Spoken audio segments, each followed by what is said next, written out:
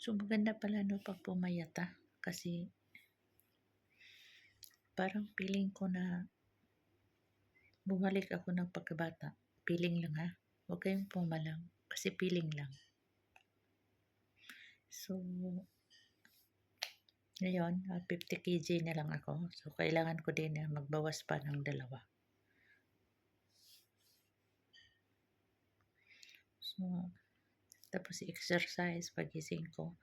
Exercise ako ng 30 minutes bago ako mag-umpisa sa trabaho. At saka,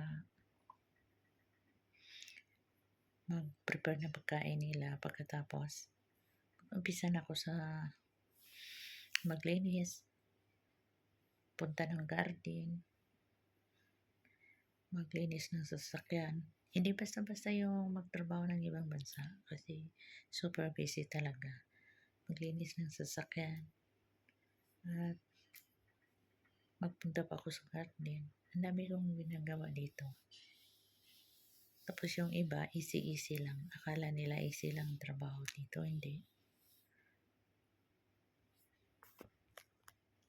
Salamat po sa solid supporter ko. Hanggang ngayon, hindi nila ako iniwan, nakataba pa kasi ng puso na hindi ako nila iniwan. Kahit nasa hospital ako, nandoon din sila. Lagi sila nag-advise sa akin na magpagaling ka, magdasal kami sa iyo, hindi ka namin iiwan, mahal ka namin. So, talaga happy ako kahit malayo ako sa pamilya ko kasi yung pamilya ko, especially sa mga anak ko, parang dalawa lang ang sabi sa akin, mag-ingat ka mama, pero yung 3 anak ko, yung mga professional, talaga parang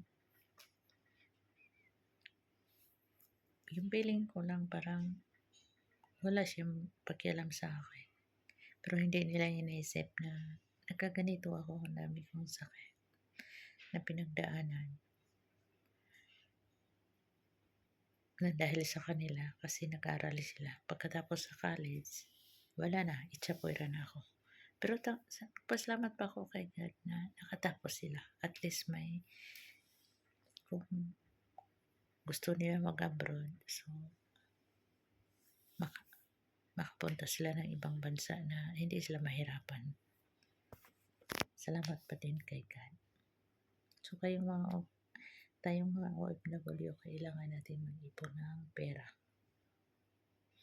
Tignan ninyo, ako nakasakit. Tignan yung kamay ko. Dahil sa dextrose, sa mga injection, yun, ito. Umiitim yung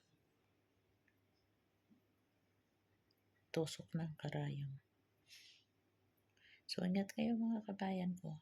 Bye.